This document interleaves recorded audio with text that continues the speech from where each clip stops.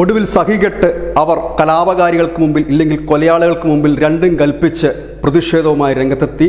ബംഗ്ലാദേശിൽ ഉള്ള ഹിന്ദുക്കളാണ് പ്രതിഷേധവുമായി ധാക്ക തെരുവിലേക്ക് ഇറങ്ങിയത്. നൂറുകണക്കിന് ഹിന്ദുക്കൾ പ്രതിഷേധവുമായി ഇറങ്ങി. അവർ പ്രധാനമായി ഉയർത്തിയ പ്ലക്കാർഡ് മുദ്രാവാക്യം തങ്ങൾ ഈ രാജ്യത്ത് ആരാണെന്ന് വെളിപ്പെടുത്തണമെന്ന് പറഞ്ഞുകൊണ്ടായിരുന്നു. 170 ദശലക്ഷം ജനമുള്ള ബംഗ്ലാദേശിൽ 8% വരുന്ന ഹിന്ദുക്കളാണ്. കാരണം അവർക്ക് നേരെ നിരന്തരം ആക്രമണം, കൊലപാതകം, അവരുടെ സ്ഥാപനങ്ങൾ കൊള്ളയടിക്കുന്നത്. അപ്പോഴാണ് അവർക്കൊരു ചോദ്യം ഉന്നയിക്കാൻ തോന്നിയത്, തങ്ങൾ ഈ രാജ്യത്ത് ആരാണ്, തങ്ങൾ ഈ രാജ്യത്തിൻ്റെ പൗരന്മാരല്ലേ എന്ന് ചോദിച്ചുകൊണ്ടാണ് നൂറുകണക്കിന് ഹിന്ദുക്കൾ ധാക്കയുടെ തെരുവോരങ്ങളിൽ പ്രകടനം നടത്തിയത്. ഇവരെ പോലീസ് തടയുകയുണ്ടായി. ഇതിൻ്റെ വീഡിയോകളൊക്കെ സോഷ്യൽ മീഡിയയിൽ വൈറലുമാണ്.